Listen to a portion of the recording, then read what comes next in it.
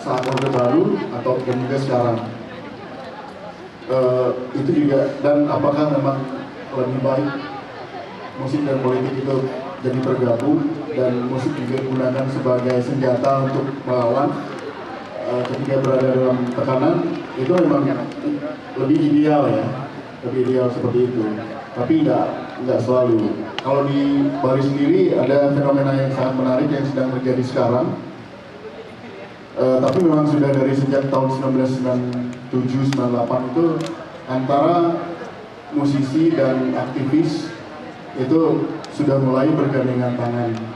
Walaupun ketika itu di zaman di early days-nya Superman is Dead, terus anak-anak punk rock di Bali lebih karena satu karena ada musuh bersama dan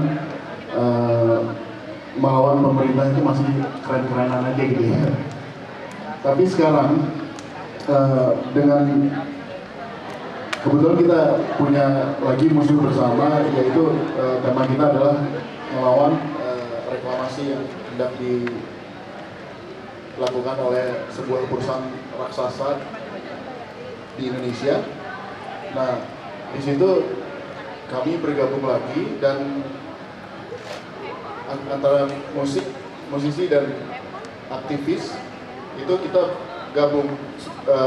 Beda dengan apa yang saya perhatikan di Jakarta ini, di mana antara aktivis dan musisi nggak terlalu beriringan, nggak saling beriringan ya. Kalau di Bali sendiri itu antara, contohnya misalkan kita sekarang punya organisasi untuk melawan perusahaan yang mencoba untuk melakukan reklamasi ini, kita ada namanya For Bali gitu ya. Di susunan kepanitiaan ini itu adalah gabungan dari orang Walhi, Frontier, pergerakan mahasiswa, terus ada juga Superman is Dead di situ, anggota Superman is Dead, ada juga anggota Navikula. Jadi itu sudah campur baur. Dan saya pikir jika bisa sampai seperti itu, anak-anak mudanya dan anak-anak muda, tentu akhirnya anak-anak muda seperti fansnya Superman is Dead, fansnya Navikula gitu, mereka menjadi kebawa bahwa aktivisme ini keren. Jadi mereka punya outlet untuk menunjukin dirinya gitu. Dan saya pikir perlawanan yang seperti ini akan menjadi lebih efektif. Dan tentu dan anak muda sekarang juga bahwa pergerakan masih relevan gitu ya. Nah, dan apakah ini bakal yang belum bisa kita gapai dari sini adalah di luar musisi dan aktivis gitu. Ya, disiplin lain belum masuk.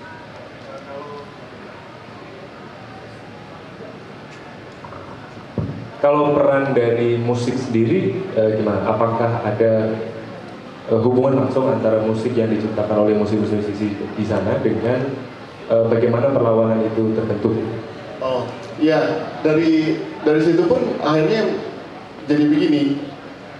Akhirnya dari penggabungan itu kemudian lahir lagu-lagu baru gitu ya. Walaupun memang kalau dilihat dari Navikula itu lagunya semua lagunya, saya bisa bilang semua ya, itu semuanya mengandung visi sosial dan juga sebagian politik gitu ya. Jadi tapi dengan ketika kita melawan sebuah institusi jahat ini, ya kita bikin lagu baru yang adalah campur tangan antara musisi dan aktivis gitu. Ya. Oke, mungkin sebelum berpindah ke Bin, ada satu pertanyaan lagi. Anda tadi membedakan antara scene Jakarta dan scene Bali, gitu kan?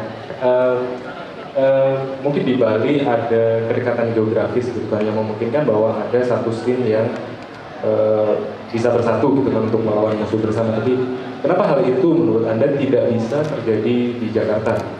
Sebelum kita akan beralih ke Bin.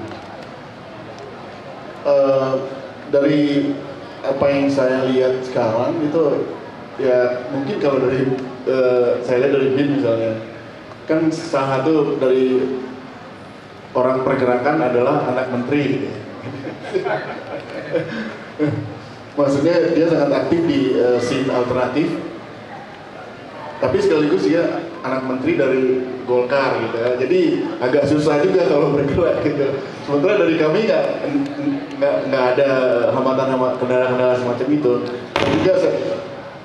Dan juga saya pikir secara yang sederhana juga ya, misalkan orang juga males kalau dari selatan ke utara juga itu walaupun kelihatan sederhana, tapi saya pikir itu sudah jadi hambatan besar, susah untuk memobilisasi gitu ya, kecuali masih kuliah di UGI di mana gitu ya. Ya saya pikir itu, dan yang selanjutnya yang penting adalah bahwa saya setuju dengan kalau aktivisme ini bisa dibikin keren, bisa kita menggerakkan anak-anak muda gitu. Nah, sementara aktivisme ini kan juga keren sebenarnya kalau di Jakarta. Tapi bagian dari yang keren-keren ini salah satunya juga teman kita yang juga anak menteri gitu, jadi agak susah. Oke, atau jangan-jangan yang terjadi di Jakarta itu adalah ini cuma masalah cara bertutur yang berbeda gitu kan, atau mungkin cara bergerak yang berbeda gitu kan. Ini sekaligus pertanyaan ke Bin gitu kan. Bin dan beberapa teman-teman di Jakarta mungkin punya cara bertutur yang berbeda soal bagaimana mengemukakan protes sosial gitu kan.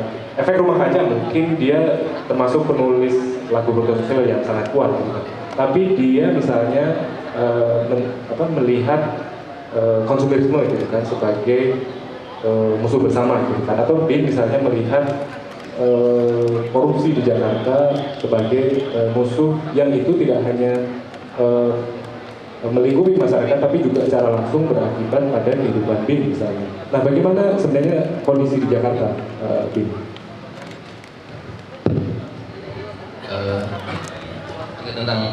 tentang musik dan aktivisme ya, yang sepengetahuan saya memang secara roots, secara sejarahnya di musik independen memang itu bukan suatu hal yang umum pada sejarahnya. Memang yang main musik, yang misalnya aktivisme gitu. Nah, walaupun akhirnya toh pelan-pelan itu pasti akan bertemu, walaupun dengan cara-cara pertemuan yang menurut saya Efek Rumah Kaca salah satu band yang pertama cukup awal membuat itu jadi ketemu gitu. Jadi ketika pengalaman saya jadi manajer Efek Rumah Kaca berbeda dengan pengalaman saya misalnya di band-band sebelumnya gitu. Ketika sama Efek Rumah Kaca tiba-tiba kami bermain di acara kontras, tiba-tiba kami jadi bermain di acara lingkungan hidup, acara macam-macam yang ataupun yang sangat dekat dengan politik gitu. Bahkan bersama Efek Rumah Kaca sampai menulis kolom politik bahkan di koran gitu. Itu jauh sekali dari apa yang terjadi sebelumnya gitu. Yang saya lihat mungkin memang karena ada perbedaan dari delivery Efek Rumah Kaca juga gitu, karena lebih langsung gitu, lebih langsung punya subjek-subjek yang lebih langsung gitu. Misalnya tentang lagu di udara tentang Munir sangat langsung gitu, jadi koneksinya akan lebih mudah gitu antara orang yang memperjuangkan tentang HAM dengan Efek Rumah Kaca akan lebih mudah untuk bertemu dibanding dengan cara berbicara yang lain gitu. Jadi itu sih lebih poin-poin lainnya tentu yang lebih kondisi ahli ini gitu ya, kalau jalanan yang lebih susah untuk ketemu banyak orang atau segala macam, tapi pada dasarnya memang walaupun ada konten seperti itu di musik-musik independen, tapi memang tidak saling mengenal, kasarnya gitu, tidak saling mengenal apa yang dilakukan masing-masing. Gitu. Kalau karya-karya Anda sendiri kan pasti Anda tidak pernah menulis lirik cinta-cintaan gitu kan, tapi juga di sisi yang lain Anda tidak frontal menulis lagu protes sosial gitu kan, tapi apa yang sakit di Jakarta itu, yang sakit genre itu kan sebenarnya pernyataan politik yang sangat kuat soal ya ini masyarakat yang sakit gitu kan. Nah, sebenarnya bentuk musik protes sosial seperti apa yang Bin mau bikin? Oke. Jadi ini ada pengaruh juga dengan pengalaman personal gitu. Jadi sewaktu saya kecil saya nonton film, judul filmnya Ambisi. Di film itu ada video musik dari Kus Bersaudara di dalam bui. Jadi itu adalah saya merasakan saya sangat suka dengan sebuah lagu religi waktu itu, karena liriknya personal sekali, sangat religius itu. Liriknya matikanlah semua lampu, tutupkanlah semua pintu kamar guruku, akan datang sinar dari Tuhanku, seperti itu kan lebih. Tapi sebenarnya pengalaman religius itu adalah hasil dari produk politik juga sebenarnya, karena Bosco Saudara membuat itu ketika dia dimasukkan ke dalam penjara karena musik etnik ngok, yang mana itu jelas sangat berhubungan dengan politik. Saya waktu itu tidak terlalu sadar dengan itu, tapi saya akhirnya menemukan bahwa tema-tema tentang politik bisa datang dengan delivery semacam itu, gitu, bisa datang dengan cara penyampaian yang personal yang kita hadapi, gitu. Seperti kata dia itu, sebenarnya pada umumnya waktu awal dulu suka musik gitu ya, pasti konten politik dekat dengan kita, atau sosial politik lah, misalnya kalau musik thrash metal, musik apa itu sangat dekat, tapi apa ya, kadar empati saya waktu itu tidak bisa sampai ke sebegitunya. Lebih menganggap itu keren gitu, lebih anti nuklir keren, apa gitu, tapi nggak, sebenarnya empatinya nggak segitunya gitu. Anak SMP waktu itu saya empatinya nggak segitunya, ngomongin perang dan bahasa Inggris, dan adanya juga terjadinya di negara lain apa segala macam. Itu satu. Lalu ada lagi lagu-lagu yang misalnya Iwan Fals ya. Iwan Fals, saya bisa dibandingkan dua lagu Iwan Fals, misalnya Wakil Rakyat dengan misalnya dengan lagu Siang Sebelah Istana misalnya. Wakil Rakyat menurut saya lagu yang kuat, yang lahirnya tapi dari observasi media gitu, misalnya nonton TV atau misalnya membaca koran, menonton TV mungkin kelihatan gitu, oh Wakil Rakyat tidur, wah gimana nih, terus dibikin lagunya gitu, musik protesnya gitu. Mungkin berbeda dengan misalnya Siang Sebelah Istana, di mana mungkin Iwan Fals emang ada di situ gitu, lagi naik motor di sana ngelihat ada anak kecil, ada kedekatan yang lebih personal mungkin itu. Jadi kalau diperhatikan pun secara lirik menurut saya berbeda, karena ada yang beda antara itu gitu. Nah, kebetulan secara selera saya lebih suka hal-hal yang lebih personal, walaupun saya juga suka yang kayak gitu ya, tapi dan itu ternyata dari jauh hari saya sudah menemukan itu di Bosco Saudara.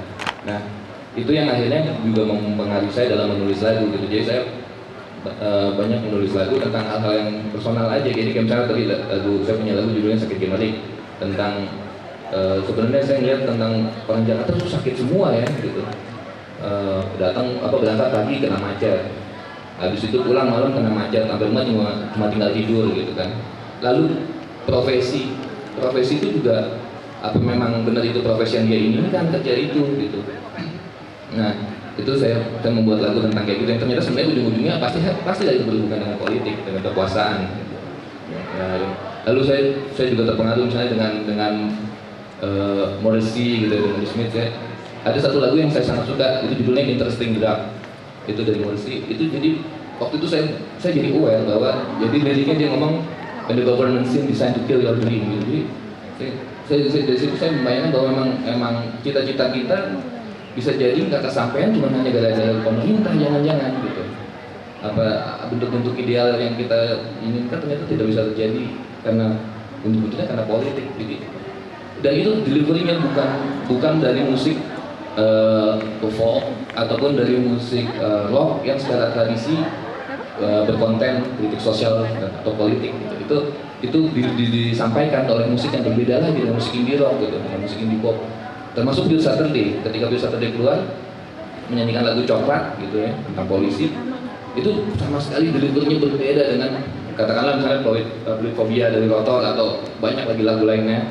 Dulunya sangat beda, lagu yang manis banget, harmoni manis segala macam, soundnya beda, dan cara menulis liriknya juga berbeda. Jadi dari situ saya menemukan bahwa sebenarnya siapapun musisi sebenarnya sangat mungkin untuk menulis tentang politik ataupun sosial dengan caranya masing-masing. Dan hubungannya dengan kondisi sekarang bisa dibayangkan setiap hari berapa banyak tweet politik, berapa banyak status Facebook politik, itu berbeda sekali dengan era Orde Baru, dimana kita nggak bisa menemukan orang kesel tentang politik gitu, nggak ngomongnya mah di warung gitu, ngomong saling berdua doang gitu, nggak akan di-share. Orang misalnya kecewa dengan hukum nggak akan di-share, orang kecewa dengan apapun itu sangat berbeda, dan yang bisa men-share itu dulu mungkin hanya musik, dan itu pun tidak terlalu banyak. Jadi menurut saya apakah masih relevan musik hari ini tentang ngomongin kayak gituan ketika Twitter lebih cepat dan lebih banyak? Menurut saya tetap relevan, karena bagaimanapun ada kadar personal orangnya dan ada musik di situ, bukan hanya message, tapi ada estetis musiknya juga di situ. Dari saya. Oke, tapi mungkin sebelum pindah ke Philip, mungkin saya mau balik ke Detu dulu ya. Dari Bali itu band-band besar yang masuk ke Jakarta, ya, katakanlah masuk ke nasional, itu justru menariknya adalah band-band yang secara tematis dia kuat di protes sosialnya gitu kan, Superman is Dead, Navicula, itu ya paling tidak itu yang saya tahu masuk ke nasional gitu kan. Nah, apa yang membuat Bali begitu punya karakter gitu? Kalau di Jakarta kan tadi bilang suasana sosialnya udah rusak. Nah, kalau di Bali apa suasana sosial yang membuat musik protes sosial itu besar di sana dan malah menjadi duta Bali ke nasional? Ya benar, kami sebenarnya nggak terlalu sadar tentang itu ya awalnya. Kemudian setelah kami sadar, kebetulan memang kedua band ini adalah orang-orang yang diantara teman-temannya adalah termasuk sebagai orang-orang yang intelek ya, dan melek politik dan sosial segala macam, jadi suka baca kayak gitu. Dan ketika mereka sudah tiba di titik tertentu, dan juga kebetulan aktivis-aktivis yang zaman-zaman dulu ketika menjatuhkan Soeharto itu juga sekarang jadi ketua Walhi Nasional segala macam seperti itu, mereka masih temenan ngobrol, beda dari ngobrol-ngobrol gitu aja. Kamu kan Navicula kan kebetulan lirik kamu dari dulu juga tentang Kalimati gitu ya, tentang bagaimana sungai sudah jelek banget di Bali gitu. Dari dulu bisa nggak kamu gabung sama kita? Terus juga kamu kan ada beberapa lagu-lagu protes sosial kamu yang zaman-zaman dulu kamu sering bawa waktu kita melawan Soeharto itu, tapi nggak terus pernah kamu tampilkan di depan umum lagi. Tapi pasti masih ada dong spirit perlawanan itu masih ada di ngobrol. Dan kebetulan juga ya ini yang gue lupa, juga kita kan karena kota kecil ya.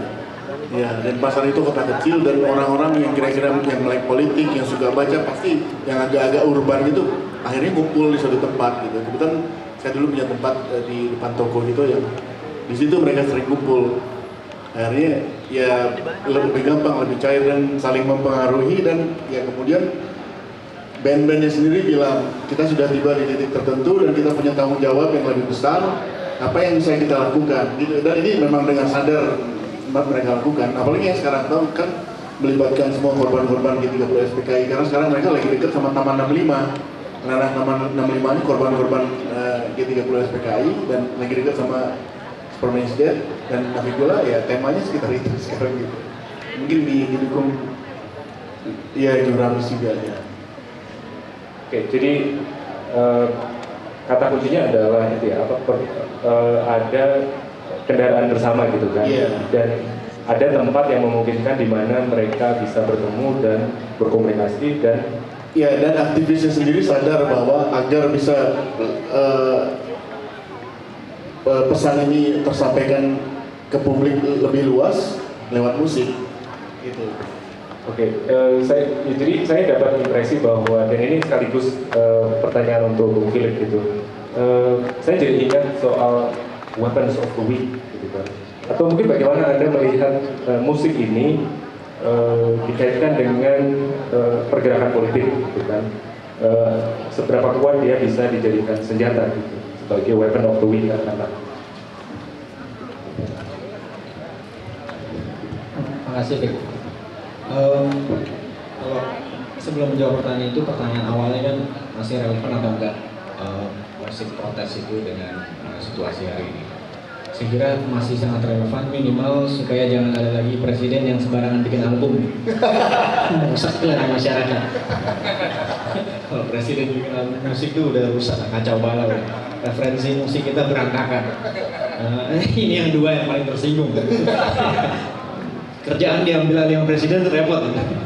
Tapi saya kira kalau kita kembali ke musik dan politik, kan mungkin ada dua macam. Yang pertama, musik sebagai bagian dari sebuah gerakan sosial, atau musiknya sendiri menjadi sebuah gerakan sosial. Kalau yang tadi diceritakan Bin itu bagaimana ERK kemudian sering ikut di Kontras, lembaga yang sangat membela hak asasi manusia, atau dia dibawa oleh Walhi dan lain-lain yang hidup, itu dia menjadi repertoar dari gerakan sosial yang lebih besar. Jadi teman-teman yang melakukan gerakan sosial lingkungan hidup, HAM dan lain-lain itu perlu repertoar.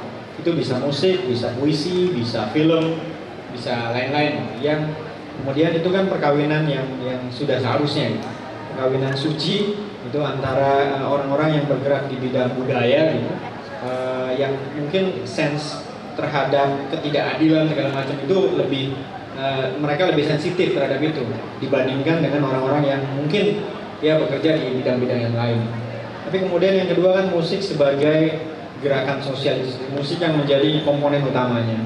Nah ini kan yang terjadi model kayak Iwan Fals dulu itu, dia menjadi outlet betul-betul dari orang-orang yang tadi dibilang oleh Bin nggak bisa ikut protes waktu itu, nggak bisa ngomong apa-apa dan lain-lain. Akhirnya dia bermuara pada diri Iwan Fals waktu itu. Dan saya kira memang kemudian apa yang disampaikan Bin itu betul juga. Makin zamannya makin bergerak, delivery-nya lain-lain. Cuma saya kira musiknya itu sendiri bisa ditransportasi melintasi waktu. Tadi kita sempat ngobrol-ngobrol cerita nggak sengaja di Metro TV waktu itu ada Iwan Fals main, gitu. Padahal Iwan Fals umurnya udah tua. Penontonnya adalah anak-anak muda yang menurut saya waktu Iwan Fals besar itu tahun 80-90 mungkin anak baru lahir itu. Belum ini, tapi mendengarkan musik Iwan Fals itu mereka kayak orang yang kerasukan gitu. Padahal Iwan Fals yang ini sendiri sebagai individu udah berubah. Dia mungkin ya karena orang makin tua makin apa? Makin bijak. Makin apa namanya, mungkin ya harus mengkompromikan banyak idealisme. Tapi musiknya Iwan Fals itu ditransportasi lintas waktu, dan orang yang mendengarkan belakangan tetap bisa merasakan spirit dari lagu itu tanpa melihat orangnya. Nah ini saya kira itu yang membuat menurut saya musik-musik protes sosial itu akan terus relevan, karena referensinya dari macam-macam ini akan ada terus sampai ke depan. Dan saya kira itu yang pertama. Yang kedua, mungkin tantangannya adalah kalau dulu ada musuh bersama, sekarang musuhnya banyak banget. Musuhnya nggak cuma satu, dulu musuhnya semua musuh masyarakat itu dipersonifikasi dalam rezim Orde Baru. Sekarang musuhnya macam-macam. Mungkin teman-teman yang di daerah hubungannya sama Pemda lokal, sambil nggak suka sama pengusaha nasional yang mau mencaplok tanah di Bali dan lain. Jadi musuhnya sangat macam-macam. Akibatnya justru makin relevan karena dia sebetulnya makin terfragmentasi, dan justru musik itu bisa jadi lebih kecil-kecil. Dia nggak perlu menjadi besar seperti Iwan Fals, tapi dia bisa kecil-kecil yang mengadres isu-isu tertentu. Jadi makin sporadis juga, tapi dalam pengertian yang baik, karena orang makin bisa terlibat. Lantas bagaimana dengan efektivisme dari musik protes sosial itu? Saya tidak menganggap bahwa musik Bin itu terlalu esoterik dan terlalu karena terlalu personal, dia akhirnya menjadi agak apatis dan tidak mengadvokasi sebuah perlawanan. Jadi anti kemapanan tapi tidak melakukan apa-apa untuk melawan itu. Bukan berarti Bin hipster, tapi ada kecenderungan hipster. Tuh, ciri khas hipster itu nggak mau dibilang hipster. Tapi ada juga yang lebih ekstrim dari itu, kan? Sama seperti orang membuat status di sosial media, dia status sosial medianya sangat politis gitu kan. Tapi ketika akhirnya diajak turun ke jalan melakukan aktivisme sosial, nggak ada yang mau gitu kan. Nah, apakah musik itu juga bisa menjadi tidak efektif dengan itu tadi bahwa sekarang perlawanan itu terlalu disperse gitu kan, musuhnya terlalu banyak, jadi daripada melawan dia menulis tentang hal-hal diri kita sendiri, jangan-jangan seperti itu. Menurut Bung gimana? Kalau menurut saya nggak apa-apa, artinya kita mungkin juga terlalu berlebihan kalau menganggap bahwa hari ini dibikin sebuah musik, besok situasi berubah, nggak juga. Jadi artinya itu kan akan berlangsung panjang. Ya cerita kita zaman dulu ya, siapa namanya yang beli album Velvet Underground itu baru kemudian jadi pemimpin revolusi tahun 90 di Ceko, musiknya sendiri tahun 60-an gitu. Jadi tapi kan inspirasi dari musik itu yang penting, bahwa pada akhirnya semua soal yang kita hadapi itu, mau korupsi kayak mau pelanggaran hak asasi manusia, mau apa, itu kan balik pada rasa kemanusiaan. Apakah kita bisa menerima atau enggak? Dan saya kira musik mengajar, memberi itu gitu pada orang banyak. Dan mungkin pada kalau dalam konteks yang tadi yang saya sampaikan itu repertoar. Misalnya saya yakin waktu tahun 98 itu masih ada banyak repertoar pemain musik kampus yang menggelorakan supaya teman-teman mahasiswa itu semangat terus. Di Bandung juga ada siapa ada Ucok, ada Kupai dan lain-lain. Itu yang membuat orang-orang yang mau bergerak, mungkin musisinya nggak mau bergerak juga turun panas-panasan di jalan ya. Tapi dia bisa membuat orang lain bergerak karena memberi reason, mendengarkan sebuah lagu, memberi reason orang untuk bergerak. Dan saya rasa itu cukup. Nggak perlu juga musisinya harus didakwa kalau lu cuma bisa bikin lagu nggak mau turun jalan, berarti musik lu bukan musik protes. Itu saya kira juga nggak perlu kayak gitu juga. Mungkin sebelum pindah ke audiens, saya akan menanyakan pertanyaan yang sama untuk Detu sama Bin gitu. Mungkin Bin bisa memberi klarifikasi soal tuduhan hipster tadi. Kalau misalnya Zach De La Rocha atau Rage Against the Machine atau Ucok gitu kan, dia menulis musik, tapi sekaligus dia bergerak juga gitu kan di pergerakan akar rumput gitu. Nah kalau menurut Bin, gimana gitu sebaiknya menulis lagu dan bergerak? Ya seperti tadi dibilangin, di Jakarta yang saya tahu butuh waktu proses dari sebuah generasi untuk menyadari musik protes itu keren menjadi musik itu produk budaya. Jadi lalu menemukan keyword-keyword budaya, kemanusiaan segala macam itu butuh proses pastinya dari hanya mengadap soundnya sampai ke situ. Dan menurut saya semakin lama sebenarnya arahnya semakin ke sana. Yang saya sebutin tadi misalnya efek rumah kaca dengan segala aktivitasnya itu, saya tidak yakin Holil bisa melakukan itu waktu SMA. Mungkin waktu itu dia baru terpana dengan sound.